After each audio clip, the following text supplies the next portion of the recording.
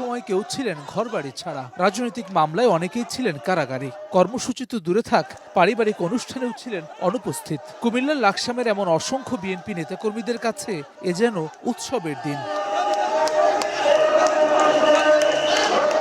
বৃহস্পতিবার সকাল থেকে স্লোগানে মুখর হয়ে ওঠে সদর উপজেলা। বিএনপির ৩১ দফা বাস্তবায়নে আয়োজিত সমাবেশের জনস্রোত কুমিল্লার লাকসাম উপজেলা স্টেডিয়াম মাঠ পেরিয়ে পৌঁছায় মূল সড়কে।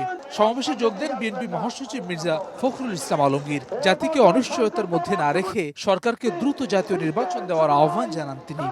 কাল বিলম্ব না করে দ্রুত নির্বাচনের ব্যবস্থা করুন।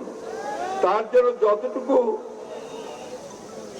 পরিবর্তন করা দরকার, যতটুকু সংস্কার করা দরকার, সেইটুকু সংস্কার করে ভোট দিন।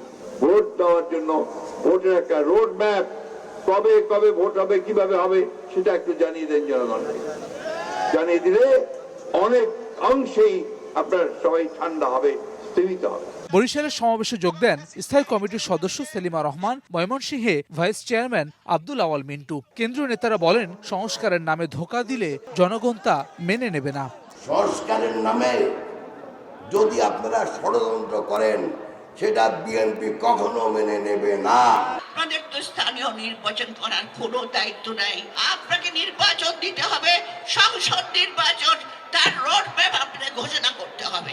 এছাড়া ফরিদপুর, চুয়াডাঙ্গা, নওগাঁ, কুড়িগ্রামের সমাবেশে যোগ দেন কেন্দ্রীয় নেতারা। ফ্যাসিস্টদের পুনর্বাসন এবং দেশ বিরোধী যে কোনো চক্রান্ত রুখে দেওয়ার হুঁশিয়ারি দেন শীর্ষ নেতারা। ফ্যাসিস্ট খুনি হাসিনার জায়গা বাংলাদেশে না, তাদের পেটের ধরে নাই। আজকে তারা এবং তার পেটের তারা যদি আসার কোনো চিন্তা করে, বাংলাদেশের মানুষ তাদেরকে জায়গা দেবে না। আগামী জাতীয় সংসদ নির্বাচনের জন্য প্রস্তুতি নিতে নেতাকর্মীদের আহ্বান জানান বিএনপির কেন্দ্রীয় নেতারা।